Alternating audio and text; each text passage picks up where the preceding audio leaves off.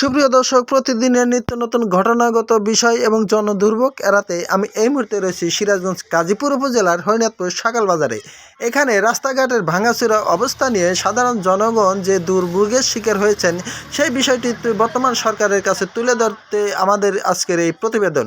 তো এখানে সাধারণ জনগণ রয়েছে এবং কি অটোরিক্সা চালক ভাইয়েরা রয়েছেন, তাদের কোন কোন সমস্যা আমাদের কাছে বলতে চেয়েছেন তারা, তো সেই বিষয়টি তুলে ধরার জন্য তো চলুন আমরা দেখে আসি আজকের যে হরিনাথপুর সকাল বাজারের যে বেহাল দশা সেই বিষয়টি আপনাদেরকে জানানোর চেষ্টা করব। রাস্তা যে ভাঙাচুরা, এতে আপনাদের কি কি সমস্যা হচ্ছে? সমস্যা যাওয়া যায় না, চলাফেরা খুব কষ্ট।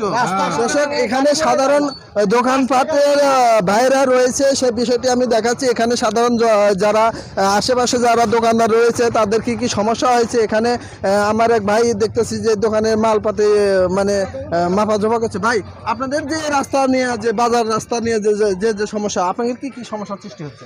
সমস্যা ধরেন একে তো হলো কাদা, গাড়িগুলো ঠেকে থাকে, গাড়িগুলো যাইতে পারে না, অতিরিক্ত যানজট লেগে যায়, অ্যাক্সিডেন্ট দূর মানে মানে আপনি বলতে চাচ্ছেন যে যে অবস্থা, এই অবস্থাতে বাজারে অ্যাক্সিডেন্ট এর হার বেশি বেড়ে চলছে আর আপনাদের দুর্ভোগ হচ্ছে আর কি।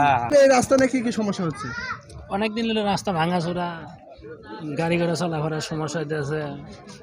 দেখা যায় একটু বৃষ্টি হলে পরে রাস্তাঘাটের সমস্যা হয়, পানি আটকে আটকে থাকে। আচ্ছা, আমি দেখতেছি অনেকদিন ধরে এই যে রাস্তা, আমি দেখতেছি যে এই রাস্তাটা ধুনুট অবস্থিত, ধুনুট টু গোসাইবাড়ি।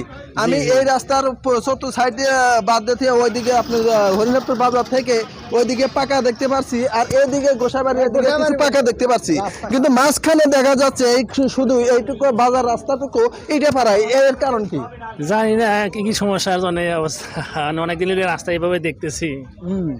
দেখছেন, উনিরা বলছে যে কি কারণে এই বাজারের রাস্তাটুকু ইটে পাড়া, সেই বিষয়টি ওনারা কিন্তু জানাচ্ছেন যে অনেক দিন হলো কিন্তু এই রাস্তার মানুষ, এখানকার মানুষ দুর্ভোগ পড়বাচ্ছে আর কি। ভাই, আপনাদের যে এই যে রাস্তা বাজার রাস্তা নিয়ে কি কি সমস্যা হচ্ছে? বাজারের রাস্তার তো পরিবেশটা খুবই খারাপ, জঘন্য পরিবেশ।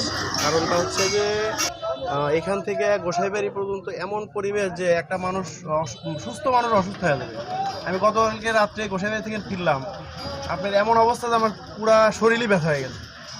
আর কি বলবো, আর এত ভোগান্তি আর এত যানজট এই রাস্তাতে বলার মতো না। আচ্ছা, এই যে বাজার, সরকারের কাছে আবেদন যে আমাদের এই রাস্তাটা একটু প্রশস্ত করে দিয়ে রাস্তাটা যাতে আমরা সুন্দরভাবে চলাফেরা করতে পারি, সেটুকুই আমাদের সরকারের কাছে আবেদন। আচ্ছা, এই যে আমি দেখতে পাচ্ছি যে বাজার রাস্তাটুকু শুধু ইটে পাড়া, এই ইটে পাড়া শুধু ইটে পাড়ার কারণটা কি? এখানে তো পিচ করা হওয়া দরকার, পিচ ইটা পাড়াটা আমাদের বাজারে সব জায়গায় তো আমরা দেখতেছি হচ্ছে গিয়ে প্রত্যেকটা বাজারে হচ্ছে ঢালাই ছিল, জি ঠিক আছে, কিন্তু আমাদের এই বাজারটাতে ঢালাই হচ্ছে না। এই বাজারটাতে ইটা পাড়ার কারণে আমরা প্রত্যেকটা দোকানদার প্রত্যেকটা দিন ধুলাবালির মধ্যে খুব কষ্টের সহিত আমরা দোকানদারি করতেছি। এমন কষ্ট যে এটা মানুষকে বুঝাইলে বোঝানো যায় না। চাই, সেই জন্যই বললাম যে সরকারের কাছে বিনীত আবেদন, আমাদের এই বাজারের রাস্তাটা অন্তত একটু সংস্কার করে দিয়ে আমাদেরকে বাঁচান। এটা আচ্ছা, এই যে ইটে পাড়া রাস্তাটা, এই ইটে পাড়ার কারণ কি? দুই সাইডে দেখি পাকা, কিন্তু মাঝখানে ইটা।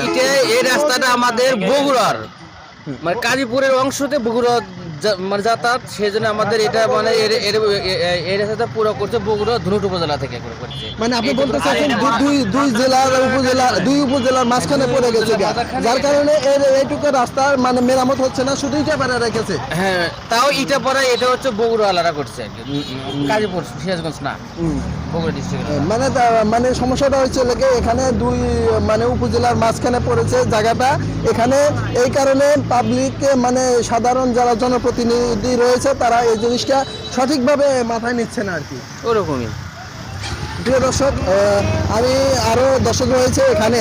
আমাদের এই রাস্তা নেওয়ার সমস্যা হইতেছে যে এখানে রাস্তায় ইট দেওয়া আছে, এখানে তো অনেক ধুলা জমে এবং বৃষ্টির দিনে কাদা জমে, এইখানে অনেক সমস্যা। যদি রাস্তাটা ঠিক হয় তাহলে আমাদের জন্য খুব উপকার হয়, প্রত্যেক দোকানদারের জন্যই উপকার হয়।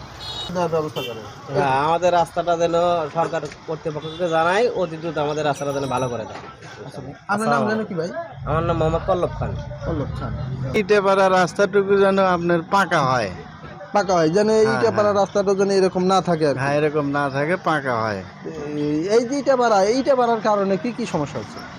এই ইটে পাড়ার কারণে আপনার বৃষ্টি হলে পানি বেঁধে থাকে, আপনার বালুর গাড়ি গেলে এই আপনার বালু পরে, ওই বালু আবার অন্য গাড়ি গেলে পরবর্তী ধুলাবালু দোকানে এসে সমস্যা হয়। আচ্ছা, আমি দেখতে পাচ্ছি যে এই যে বাজারের পশ্চিম সাইডে এবং পূর্ব সাইডে এই দুইটা রাস্তায় দেখা যাচ্ছে পাকা, কিন্তু মাঝখান থেকে যে এই যে বাজারের যেটুকু মেন রাস্তা, যে মেন পয়েন্টটা, এখানে ইটাপাড়া, ইটাপাড়ার কারণটা কি? কারণ কি এখানে রাস্তা নিয়েছিল, দোপা ছিল, কাদো হয়ে থাকছে। নাসিম সাহেব এটা করে দিয়ে গেছে, পরবর্তীতে উনি ছিলেন না, আর প্লাস্টার হয়নি। বলছেন আমরা সিট মহলে অধিবেশন, আমাদের কোনো সরকার নেই, আমাদের আমাদের একটা শেষ সীমান্ত আমরা। এই আমার বাড়ির পিছন থেকে ওরা বগুড়া জেলা, এর কোনো কাজ করেন না তারা।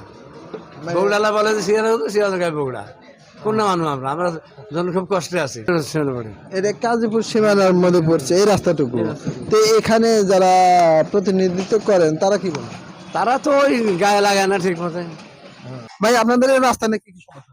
আমাদের ওই একই সমস্যা। কি সমস্যা যে আমরা এই যে রাস্তার দুই সাইডে ড্রেনের দরকার, মানে পানি জমে থাকে। ইটাপাড়া রাস্তা যে এখন কি ভালো রয়েছে নাকি ভাঙা? মানে আগে বারবার ভেঙে গেছে, তো তারপরে ইটা বাড়ছে। কারণ ইটাপাড়ার জন্য আপনাদের কি কি সমস্যা?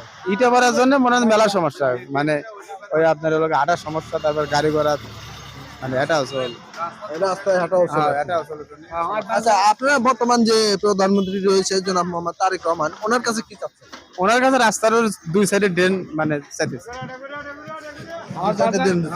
পূর্ব সাইডে দেন একটা ড্রেন চাইতেছি, বাজারের ভেতরে দেন, বাজার মিলে বাজারের পূর্ব সাইডে দেন, বাজারের বাইরে।